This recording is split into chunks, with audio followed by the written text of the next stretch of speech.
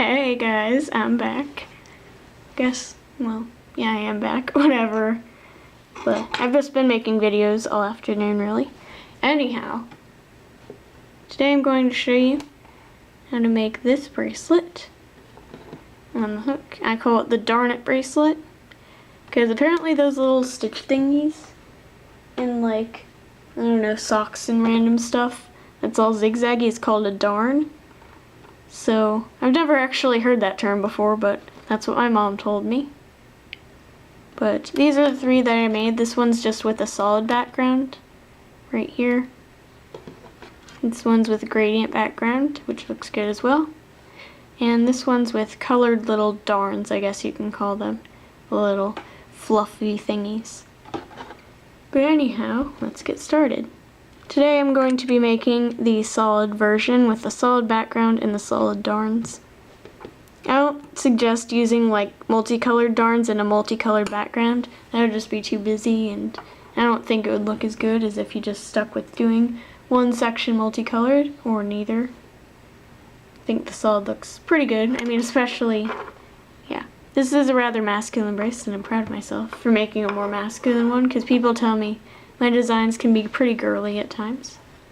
But, anyways, this bracelet is very similar to my Sea Pig and my Sea Slug bracelet, and also my Confetti Cake bracelet.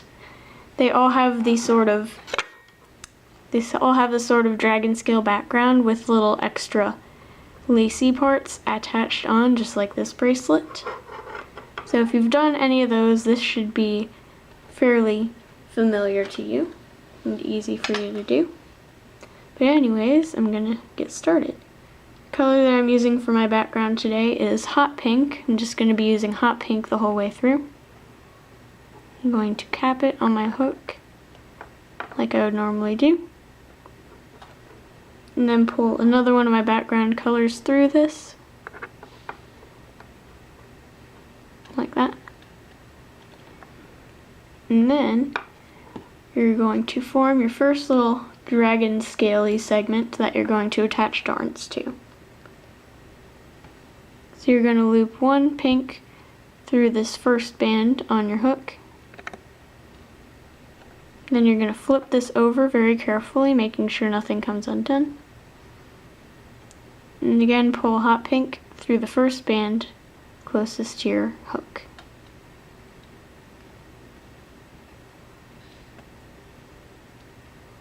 And then you're going to pinch your next band you're attaching and this first band on your hook.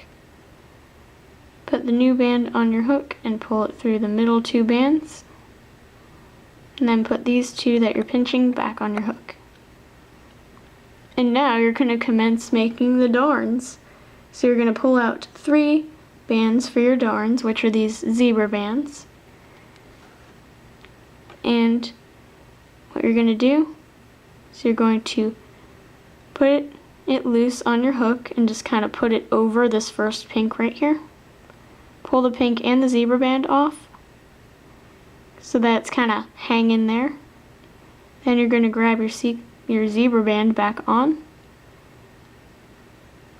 You're going to pull it through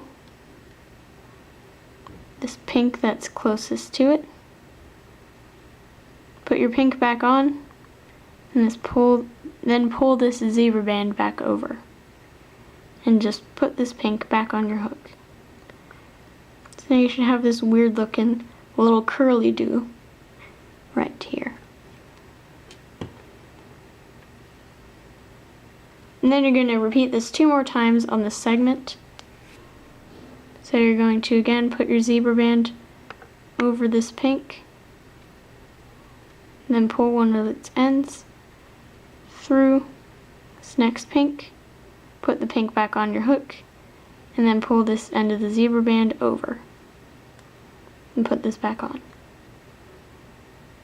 And then you repeat it one last time on this side, putting your zebra band on this first pink, pulling the zebra band through the pink, your next pink, putting the pink back on your hook, and then pulling this end of the zebra band over. And now you have your first section of your darns.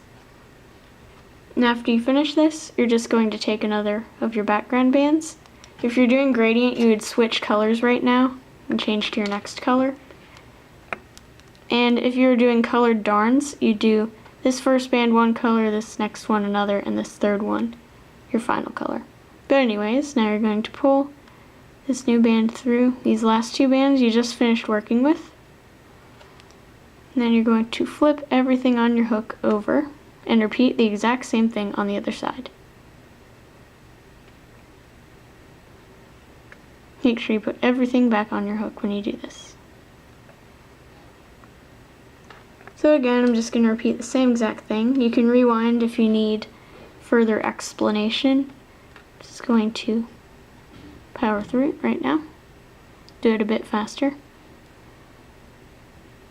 It's really easy and quick once you get the hang of it.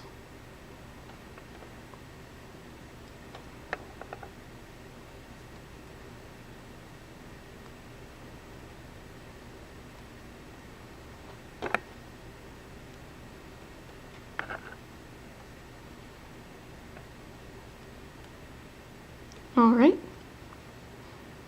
And then you just pull a pink through these first two bands like you did on the last side. Basically the bands that you just finished working with.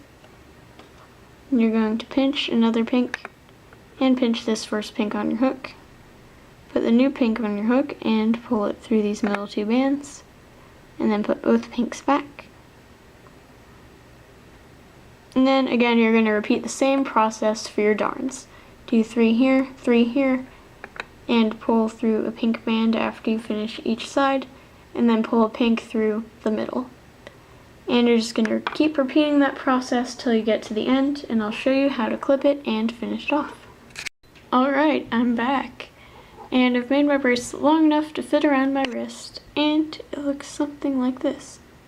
I find it funny how I called this a masculine bracelet earlier, but I did it in hot pink zebra for this bracelet. So, kind of not masculine for this version, but if you do more masculine colors, of course it should be more masculine.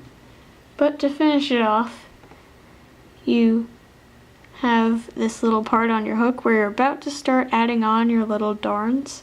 But instead of doing that, you're just going to take one of your background colors and pull it through all these bands, and then take your clip and clip it.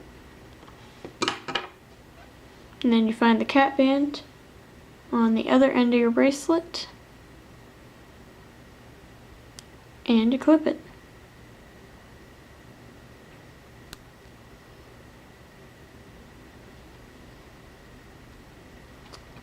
I hope you enjoyed, and bye.